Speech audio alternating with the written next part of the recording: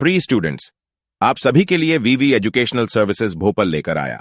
आपके लिए भोपाल का सबसे best MBA courses best faculty के साथ, वह भी निशुल्क एमपी स्कॉलरशिप बेस से आपके पास मौका है। एक बेस्ट एमबीए होल्डर बनने का तो जल्द ही नीचे दिया गया नंबर से संपर्क करें और वीवी एजुकेशनल सर्विसेज भोपाल से एमबीए करिए। 7581928883।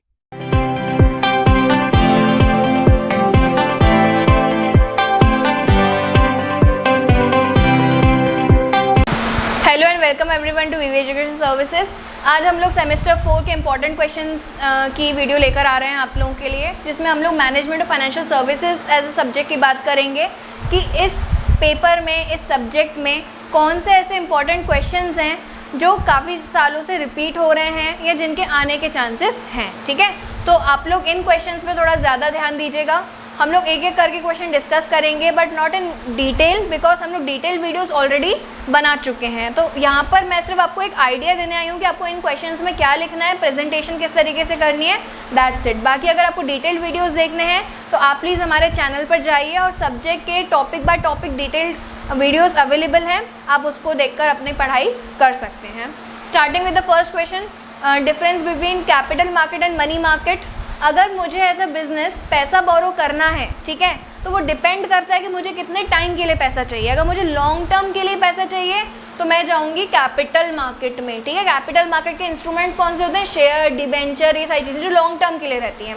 अगर मैं एक बिज़नेस हूँ, मुझे पैसा चाहिए सिर्फ 3 महीने 6 महीने के लिए, तो मैं जाऊंगी कहाँ? मनी मार्केट में। मनी मार्केट एक ऐसा मार्केट होता है जहाँ पर शॉर्ट टर्म फाइनेंस अरेंज कर सकता है एक बिजनेस, जिसके कुछ एग्जांपल्स आप लोग को लिखना होगा इसमें। कमर्शियल पेपर, ठीक है, बिल्स ऑफ एक्सचेंज और ट्रेजरी बिल्स आ जाएगा इसमें, पब्लिक डिपॉजिट्स आ जाएगा इसमें। तो ये कुछ मनी मार्केट के इंस्ट्रूमेंट्स मैंने आपको बताए। तो आपको इन दो चीज़ों का डिफरेंस बिटवीन लिखना है। अब जब भी कोई क्वेश्चन आता है डिफरेंस बिटवीन का, तो आप ट्राई करिएगा टेबल फॉर्म में लिखें उस चीज़ को, क्योंकि टेबल फॉर्म में आप बेसिस ज़रूर लिखिए, उसके आपको अलग से मार्क्स मिलते हैं। Basis, money market, capital market, ऐसे करके आप उसमें डिफरेंसेस लिखेंगे। जितने मार्क्स का क्वेश्चन उतने डिफरेंसेस एक्सपेक्ट किया जाता है। ठीक है, तो पहला क्वेश्चन हमारा हुआ difference between capital market and money market. मैंने आपको यहाँ पर एग्जाम्पल और मीनिंग बता दिया, बाकी का आप लोग प्लीज़ हमारे वीडियोस देखिए, यहाँ आपको बुक्स में भी डिफरेंस बिटवीन मिल जाएगा। Moving on to next question, nature and characteristics of financial services.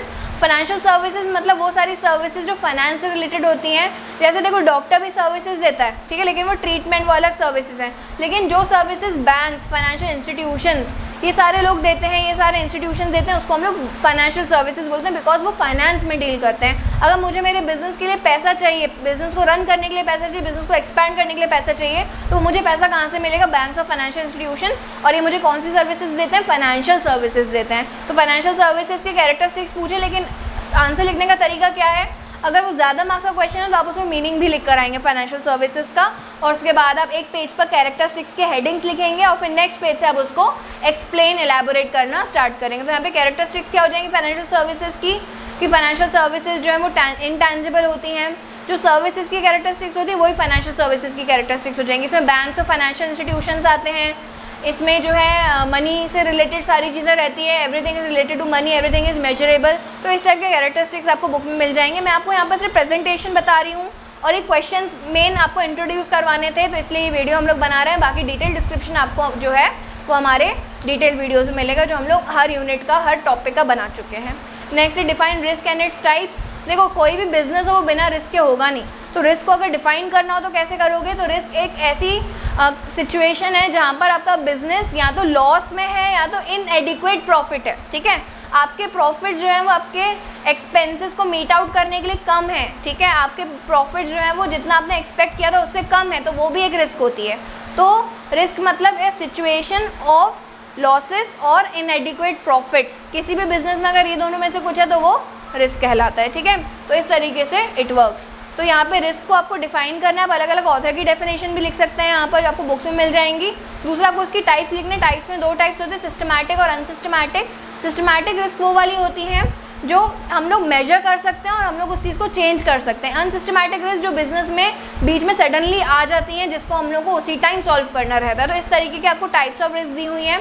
ठीक है, एक होता है प्योर रिस्क। प्योर रिस्क का मतलब क्या होता है? जिसमें आपको पता है कि लॉस ही होना है। अगर गोडाउन में आग लगी है तो पता है कि वो लॉस ही होगा। ठीक है, कुछ रिस्क ऐसी होती है जिसमें से अपन को इनिशियली नहीं पता होता कि वो प्रॉफिट होगा कि लॉस होगा, तो उसको हम लोग स्पेक्यूलेटेड रिस्क बोलते हैं। और प्योर रिस्क मतलब जहाँ पे पता है कि लॉस ही होगा, ठीक है। तो इस तरीके से आपको जो टाइप्स हैं रिस्क के वो आप फ्लो चार्ट बनाकर लिख कर सकते हैं, उससे आपकी प्रेजेंटेशन अच्छी होगी। नेक्स्ट है म्यूचुअल फंड्स। म्यूचुअल फंड्स के बारे में आपको शॉर्ट नोट लिखने को आ सकता है, इसमें आप टाइप्स भी लिख सकते हैं, इसके आप फीचर्स लिख सकते हैं। देखो शॉर्ट नोट्स और जो डायरेक्ट क्वेश्चन होते हैं उसमें एक खासियत ये होती है कि आपको उस टॉपिक से रिलेटेड जो भी आता है, मेरिट्स, डीमेरिट्स, फीचर्स, उसकी टाइप्स जो भी आता है आप उसमें ऐड ऑन कर सकते हैं। जैसे यहाँ पर अगर सिर्फ ऐसा है कि right a short note on mutual funds, तो आप म्यूचुअल फंड्स को डिफाइन कर सकते हैं, आप उसके बारे में कैरेक्टरिस्टिक्स लिख सकते हैं, आप ये सारी चीज़ें उसकी लिख सकते हैं। तो म्यूचुअल फंड्स क्या होती है? म्यूचुअल फंड हाउसेज जो है वो एक ऑर्गेनाइजेशन होती है जो अलग अलग लोगों से छोटे छोटे इंस्टॉलमेंट में पैसे लेते हैं। जब उनके पास एक ह्यूज कलेक्शन हो जाता है तो वो किसी बिजनेस में इन्वेस्ट करते हैं, वहाँ से रिटर्न्स आते हैं और वो रिटर्न्स अपने म्यूचुअल फंड होल्डर्स के साथ शेयर करते हैं। तो ये अब देखो मुझे इतना ज़्यादा अगर नॉलेज नहीं है कि मुझे कौन सी कंपनी में अपना पैसा लगाना है, देखो मेरे पास जो 10,000 रुपये हैं, अब एक कंपनी में 10,000 लगा के मैं कैसे कमाऊँ? मतलब मेरा अमाउंट कंपनी के लिए बहुत छोटा है। तो म्यूचुअल फंड क्या करता है, ऐसे छोटे छोटे अमाउंट्स को कंबाइन करके बड़ा अमाउंट करके एक बिजनेस में इन्वेस्ट करता है on the behalf of mutual fund holders, ठीक है। तो इस तरीके से म्यूचुअल फंड्स के बारे में आपको लिख कर आना है। नेक्स्ट है इशू ऑफ शेयर्स हर कोई कंपनी इशू नहीं कर सकती, उसके लिए आपको जो है कुछ बेंचमार्क सेट किए हैं सेबी ने जो आपको फुलफिल करने पड़ते हैं। रजिस्ट्रेशन कुछ बेंचमार्क्स जो है वो रिलेटेड टू लीगल वर्क है, कुछ बेंचमार्क्स रिलेटेड टू परफॉर्मेंस हैं। तो वो दोनों आपको जो है बेंचमार्क्स, हम पूरी एक प्रॉपर वीडियो बनी हुई है उस चीज़ की, तो आप प्लीज़ उस वीडियो को गो थ्रू करिए, वहाँ पर आप ये भी लिख सकते हैं। तो आप इशू ऑफ शेयर्स में आप इसका प्रोसीजर भी लिख सकते हैं, आप इसकी रिक्वायरमेंट्स भी लिख सकते हैं। बाकी ये एक इंपॉर्टेंट टॉपिक है जो एग्जाम में आने के चांसेस हैं, ठीक है। Moving on to next, concept of hire purchases और लीजिंग, ये दोनों ऑप्शंस में आए हैं, क्वेश्चन आ सकते हैं। हायर परचेज और लीजिंग क्या होता है? हायर परचेज का मतलब जब आप किसी चीज़ को कंप्लीटली पेमेंट करके नहीं खरीद रहे हैं, ठीक है, आप उस चीज़ को जो है इंस्टॉलमेंट में पे कर रहे हैं और जब आपकी इंस्टॉलमेंट खत्म हो जाएंगी तब आपको ओनरशिप ट्रांसफर हो जाएगी, उसको हम लोग बोलते हैं हायर परचेज।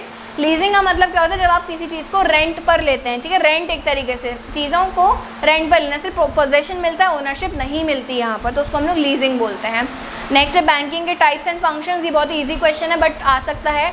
बैंकिंग आप लोग पढ़ते हुए आ रहे हैं, कॉमर्स स्टूडेंट, साइंस स्टूडेंट, जो भी हो वो बैंक्स अपने आसपास हैं ही, हम लोग लिख ही सकते हैं बैंकिंग पर। तो कि बैंकिंग सर्विसेज होती हैं जो फंड्स को लैंड करते हैं और फंड्स को ही हम लोग जो है सेव भी करते हैं, मतलब अगर डिपॉजिट्स भी एक्सेप्ट करता है बैंक और फंड्स लैंड भी करता है बैंक, ठीक है। तो ये आपको पूरे बैंकिंग लिखना है। बैंकिंग के टाइप्स, बैंक के टाइप्स आप लोग लिख सकते हैं, commercial bank, central bank, cooperative bank, ऐसे बहुत सारे बैंक्स होते हैं, तो आप उन सब के टाइप्स अच्छे से डिटेल में इसको लिख सकते हैं। ये बहुत ही स्कोरिंग क्वेश्चन है और बहुत ही ईजी है, ठीक है।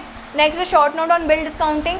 डिस्काउंटिंग और बिल्स ऑफ एक्सचेंज का मतलब क्या होता है कि जब मैंने उधार पर कोई भी ट्रांजैक्शन किया है और रिटर्न में अगर मेरे पास है कि यार हाँ मैंने उस बंदे को उधार पे सामान बेचा था तो मुझे इस बंदे से तीन महीने बाद इतने पैसे मिलने वाले, ये चीज़ अगर मेरे पास रिटर्न में है पर मुझे पैसे 2 महीने में ही पड़ गई ज़रूरत पैसों की, तो मैं बैंक के पास जाके इसके अगेंस्ट में कुछ पैसे बोरो कर सकती हूँ। मतलब इसके जितना भी बिल है, जैसे बिल का अमाउंट 30,000 है तो 30,000 रुपये मैं बैंक से ले सकती हूँ, लेकिन बैंक मुझे पूरे 30 नहीं देगा, वो कुछ डिस्काउंटिंग चार्जेस काटेगा, जिसको हम लोग मतलब कुछ चार्जेस काटेगा जिसको हम लोग डिस्काउंटिंग चार्जेस बोलते हैं। तो ऐसा इससे क्या हुआ, मेरे बिजनेस को फाइनेंस भी मिल गया है ना, एक इंटरेस्ट तो पे करना ही पड़ता है, तो हम लोग जो डिस्काउंटिंग चार्जेस है उसको इंटरेस्ट की तरह कंसिडर करके पैसे हमें मिल जाते हैं। और फिर जब हमारा जो ड्रॉर है जिसको वो पैसे देने, तो वो पैसे डायरेक्ट बैंक को भी दे सकता है, पैसे हम लोग के पास आएगा, हमारे बैंक अकाउंट से पैसे कट जाते हैं। तो इस तरीके से बिल डिस्काउंटिंग पूरा आपका वर्क करता है, ठीक है। तो बिल डिस्काउंटिंग का शॉर्ट नोट आप लोग इस तरीके से लिख सकते हैं। I hope the video is clear. Thank you for watching the video.